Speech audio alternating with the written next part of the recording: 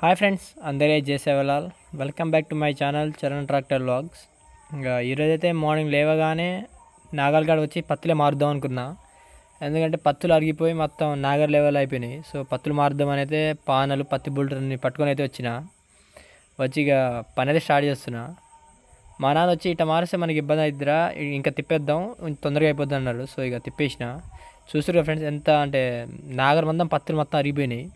ఇక పత్తులు మార్చేదే కొంచెం మిరగడం పని ఉంది. మిరగడం అయితే పోవాలి.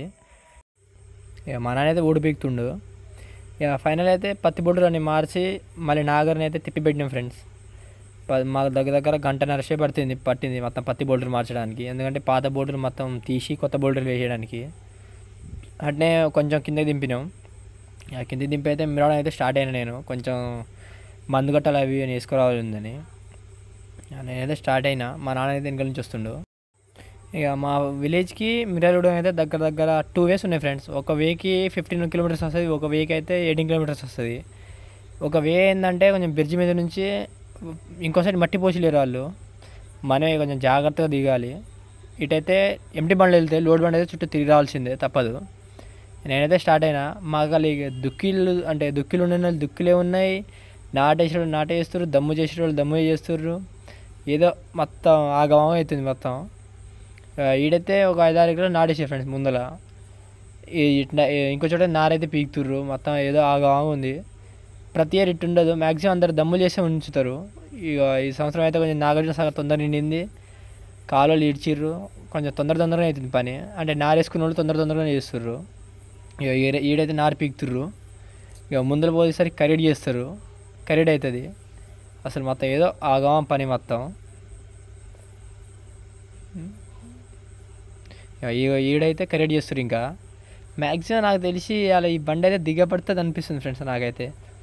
ఎందుకంటే ఈ పొలంలో మేమే మట్టి కొట్టి లెవెల్ చేసి రాలంతే.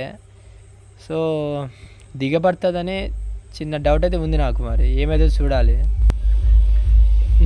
దిగబడితే సాయంత్రం ఇంటికి వచ్చేటప్పుడు ఎవడైనా చెప్తాడు ఆ బండి దిగబడ్డదిరా అని చెప్పి. చూడాలి ఇక ఏమైతే. ఇక ఈడైతే నాటేసిర్రు. ఇక పక్కన ఇంకో బండి నడుస్తుంది. మా ఊరికి బాడో పొలాలంటే ఇదే ఫ్రెండ్స్. ఇలా వానాకాలం బండి వెళ్తాయి, ఎందుకంటే మేము దుక్కి మంచిగా దున్నుతాం కాబట్టి వెళ్తుంది. అదే ఎండాకాలం అయితే అసలు బండి వెళ్ళడం కష్టం. వల్ల ఫుల్ హిల్స్ వేసుకుంటే అసలు మ్యాక్సిమం బయటికే రాదు. నేను ఇందాక చెప్పినప్పుడు ఇదే ఫ్రెండ్స్, ఒకటి బ్రిడ్జ్ వే నుంచి వెళ్ళాలని ఇదే బ్రిడ్జ్. ఈ బంధం 2 ఇయర్స్ వరకు అసలు నీళ్ళే లేవు. ఈ ఇయర్ ఫుల్గా వస్తుంది. నాగార్జున లెఫ్ట్ కెనాల్ పిలిచారు కాబట్టి అసలు చాలా హ్యాపీగా ఉంది ఆ బంధం నీళ్ళు చూసేసరికి. ఇది ఇందాక చూపించిన డౌన్ అయితే ఇదే. లోడ్ గేర్ వేసుకొని దిగాలి. దీని అయితే కొంచెం తేడా జరిగినా బండి పక్క పడిపోతుంది ఫ్రెండ్స్. అంత డేంజర్ ఉంటుంది ఈ రోడ్ అయితే. పెద్ద టాస్క్ ఈ రోడ్ మీద పోయడం. ఈ బ్రిడ్జ్ అట్టు ఉంటుంది, మళ్ళీ ముందలేమో మొత్తం గుంతల రోడ్ ఉంటుంది. ఫైనల్ అయితే యూరియా కట్ట గోడంగా అయితే చేరిన ఫ్రెండ్స్. ఇక తర్వాత యూరియా దొరకదని చెప్పి ఇక ఇప్పుడైతే చాలామంది యూరియా తీసుకెళ్తారు ఇప్పుడే. ఎందుకంటే తర్వాత సన్న యూరియా దొరుకుతుంది, లావ్ యూరియా దొరకదని. లావ్ యూరియా అయితే కొంచెం అంటే మంచిగా కలుస్తుందని చెప్తారు. సన్ ఏరియా అంటే తొందరగా అంటే ఒక ఎకరానికి వచ్చేసి 2.5 కట్టలు 3 కట్టలు పడతాయి. అది దొడ్డు ఏరియా అయితే దగ్గర 2 గంటల్లో కంప్లీట్ చేసేది ఈజీగా అని చెప్పి ఇక తర్వాత దొరకదని అందరు ఇప్పుడే వేసుకెళ్తారు. నేనైతే దగ్గర 40 గంటలు వేసుకెళ్తున్నా, అడుగుపిండి యూరియా అన్నీ కలిపి. మా కళ అయితే ఒక అడుగుపిండి కాస్ట్ 1120 రూపాయలు ఉంది ఫ్రెండ్స్. మీ కళ్ళు ఎంత ఉండదో కామెంట్ చేయండి. అట్నే యూరియా కట్టదేమో 266 రూపాయలు పెద్ద యూరియా. ఈ మొత్తం ఇంత ఉంది. మీ కళ్ళు ఎంత ఉండదో కామెంట్ చేయండి ఫ్రెండ్స్. ఫైనల్ లోడ్ అయితే సగం లోడ్ అయితే అయిపోయింది. లోడ్ చేసుకొని అయితే పోవాలి. ఇంకా పైన ఎవరు లేరు, నేనే అడ్జస్ట్ చేసుకుంటున్నాను. పైన వాళ్ళు వేస్తుంటే నేనే సెట్ చేసుకుంటున్నా. అంటే మంచిగా నెట్కి అంటే మంచి వరుసగా వేసుకుంటున్నా. ఇక మళ్ళీ బంకుల కాడ బండి అయితే పోదని చెప్పి నేనైతే ఫుల్ ట్యాంక్ చేయించుకుంటున్నాను. ఇప్పుడు మా బండికి వచ్చేసి ఫుల్ ట్యాంకు 4600 వస్తుంది ఫ్రెండ్స్. మీ బండ్లకి ఎంత వస్తుందో కామెంట్ చేయండి. 4600 అంటే 47 లీటర్లు 48 లీటర్లు వస్తుంది ఎంతో. ఇక ఫుల్ ట్యాంక్ చేయించుకుని అయితే పోతున్నా. ఎందుకంటే దుక్కులు దున్నేది ఉంది, అంటే దమ్ము చేసేది ఉంది. మళ్ళీ ఊకంటే బంక్ కాడికి రాలేము. క్యాన్ ఎత్తుకొని తిరగాలంటే బండి మధ్యలో పొలంలో ఆగితే రిస్క్ ఉంటుంది ఎత్తడం అని చెప్పి. ఇక ముందు టైర్కి అయితే లోడింగ్ పోయేటప్పుడు అయితే బొక్క పడ్డది ఫ్రెండ్స్ ముందర టైర్కి. అంటే ఆడ ఎట్టపడ్డది ఏమో అర్థం కావట్లేదు. లోపల క్యానస్ ఉంది కాబట్టి ట్యూబ్కి ఏం కాలేదు.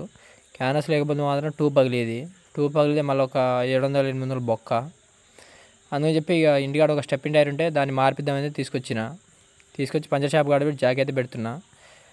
ఇక అన్న చేతే టైర్ అంటే పీకుదామని చూస్తుండు, అంత షేక్ ఉండేసరికి ఆయన షేక్ అవుతుండు. ఇది అసలు ఇంత షేక్ ఉంది ఏందని చెప్పి అది చెప్పిన అన్నకి, అన్న అది బేరింగ్ షేక్ ఉందిలే, అది అంటే బేరింగ్ మార్చుకోవాలి అది అని చెప్పిన. ఇక అన్న అయితే టైర్ పీకడానికి అయితే పీకుతుండు. టైర్ పీకి ఆ టైర్ ఇప్పించుకునేది పోవాలి. ఫైనల్ అయితే ఆ టైర్ అయితే పీకుతుండు. చూడాలి అసలు ఎంత పెద్ద బొక్క పడ్డది ఏందో. ఇంకో నేను 2-3 రోజులు చూడకుండా పోస్తే మాత్రం పక్క క్యాన్వాస్ కూడా బొక్క పడేది. మళ్ళీ క్యాన్వాస్ బొక్క పడితే అది పనికి రాకుండా పోతుంది.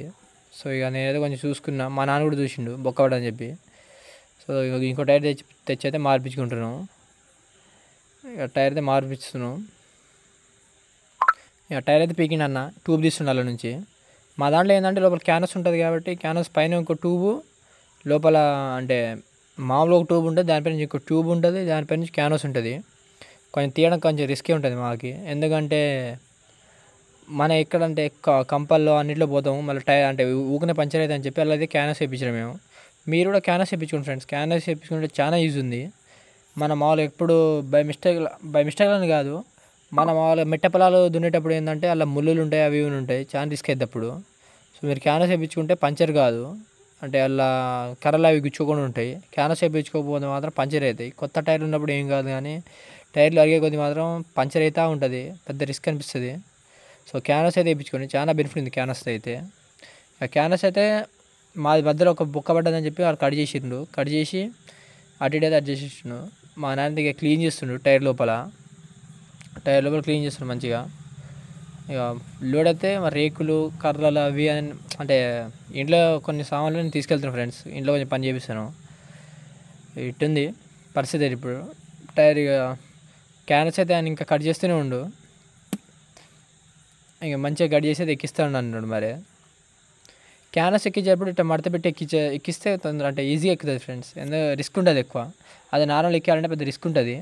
గిట్ట మంచిగా మడత పెట్టి ఆ ట్యూబ్ లోపల పెట్టి అంటే టైర్ మీద పెట్టి లోపల కాలుతో వస్తుంది, ఈజీగా పోతుంది. ఇప్పుడు చూడండి ఎట్ట పెడుతున్నా, చాలా సింపుల్గా పెట్టేస్తాడు. మనం పెడితే ఒకవేళ చాలా రిస్క్ పడతాం. మా నాన్న తుడిచిందేమో అన్నకు నచ్చలేదు. మా నాన్న అంటే తిడుతున్నాను, ఇట్టే తుడుస్తావు ఏందని చెప్పి.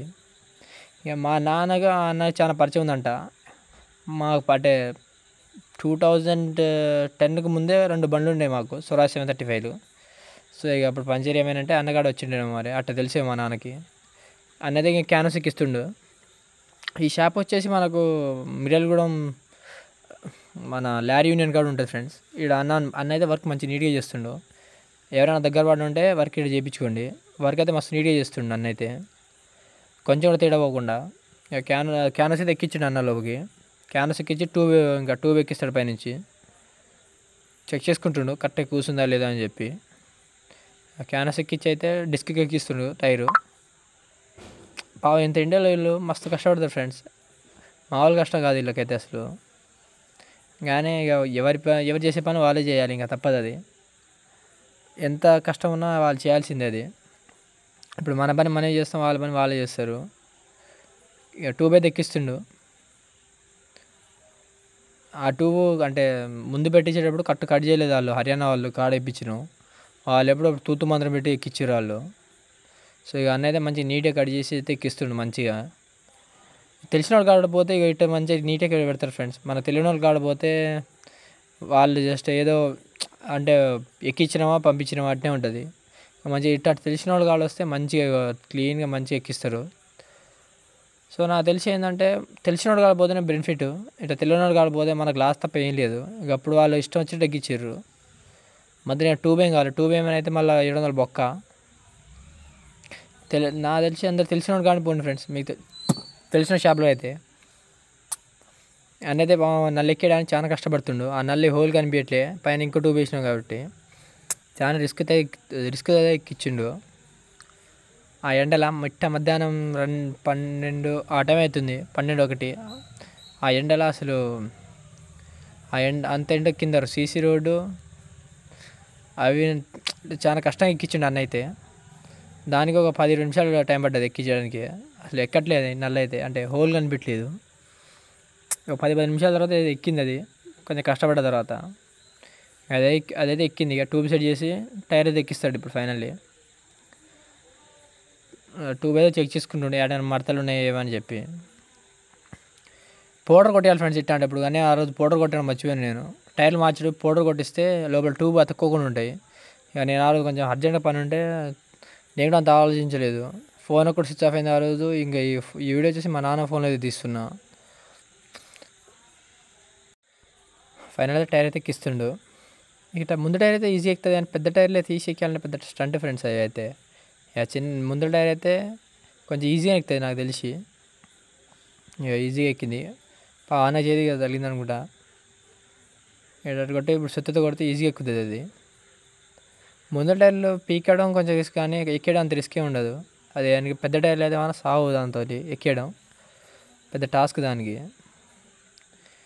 ఇక ఈ టైర్ వచ్చేసి మా పాత బండిది స్వరాజ్ 843 XMది. దాని సీట్లో రేపించినప్పుడు అయితే ఇది తీసి పక్కన పెట్టినాం. పక్కన పెట్టి దగ్గర ఒక 6-7 years అవుతుంది ఫ్రెండ్స్ ఈ టైర్ పక్కన పెట్టి. ఇప్పుడు దాని అవసరం వచ్చింది, ఇప్పుడు వాడుతున్నాం దాన్ని. 6-7 years అంటే ఉంటుందో ఏమో మాది చూడాలి. ఇంక ఇది దీని పరిస్థితి ఎట్టుంటుందో వాడుతుంటే తెలుస్తుంది దీని పరిస్థితి. ఇప్పుడు గాలి కొట్టించుకొని అయితే స్టార్ట్ అవ్వాలి. మీకు ముందు టైర్లో గాలి ఎంత కొట్టాలో తెలిసి ఉంటే కామెంట్ చేయండి ఫ్రెండ్స్. చూద్దాం ఎంతమంది కరెక్ట్గా కామెంట్ చేస్తారో. వాళ్ళైతే ఎక్కిస్తుండో టైర్లో అంటే ట్యూబ్కి వాళ్ళు ఎక్కించి గాలి కొట్టించుకొని అయితే స్టార్ట్ అవ్వాలి. ఇంకా గాలి కొడుతున్నా నేనైతే అన్ని టైర్లు చెక్ చేయించుకుంటున్నాను ఫ్రెండ్స్. ఎందుకంటే మళ్ళీ మేము అంటే గాలి మిషన్గా రాలేము మనం. ఇక చక్రాలు ఎక్కించి చక్రాలు ఎక్కించి పొలంలో పెట్టినామంటే పొలంలో ఉంటుంది బండి. నేను చెప్పిన ఫ్రెండ్స్ ఇది టైర్ పక్కన పెట్టే దగ్గర 6-7 years అవుతుందని. ఎడ్జ్ అయితే కొట్టేసింది ఒక్కసారి గాలి కొట్టేగానే. ఎట్టుంటుంది పరిస్థితి. పెద్ద టైర్ అన్ని టైర్లు అయితే గాలి చెక్ చేపిస్తున్నాం. మళ్ళీ మేము రాలేం కాబట్టి ట్రయల్ టైర్ అయితే ఒకసారి